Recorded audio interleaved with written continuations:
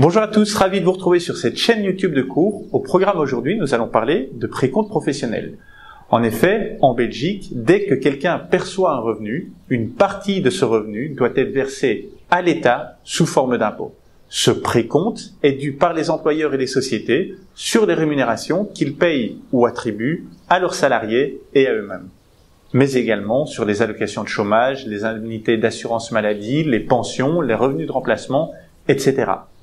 Dans un contexte professionnel, il s'agit donc d'une forme d'avance d'impôt que votre employeur retient sur votre salaire brut pour le verser directement à l'État.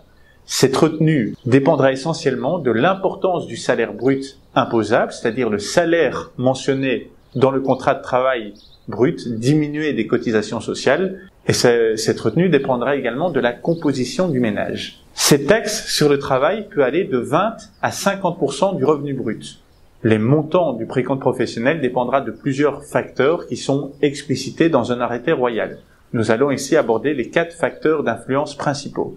Le premier facteur d'influence à prendre en compte, c'est bien entendu la rémunération, à savoir que le précompte augmente progressivement au fur et à mesure que le salaire augmente. Le deuxième facteur d'influence, c'est l'état civil, à savoir, êtes-vous avec un conjoint, avec ou sans revenu professionnel, éventuellement, êtes-vous isolé. Troisième facteur d'influence, la composition du ménage, à savoir, est-ce que vous avez des enfants à charge, combien, et parmi eux, combien sont valides ou moins valides, y compris, avez-vous d'autres personnes à charge. Quatrième point d'influence, les éventuelles autres charges familiales, à savoir, le bénéficiaire des revenus est-il un isolé, un ou une veuve, est-il lui-même handicapé, ou le cas échéant, est-il à charge de ses proches, notamment. Alors, on va parler maintenant d'avertissement extrait drôle. En effet, lorsque le contribuable fait sa déclaration de revenus, l'État va calculer le montant définitif d'impôt à payer. Il enverra donc un avertissement extrait drôle.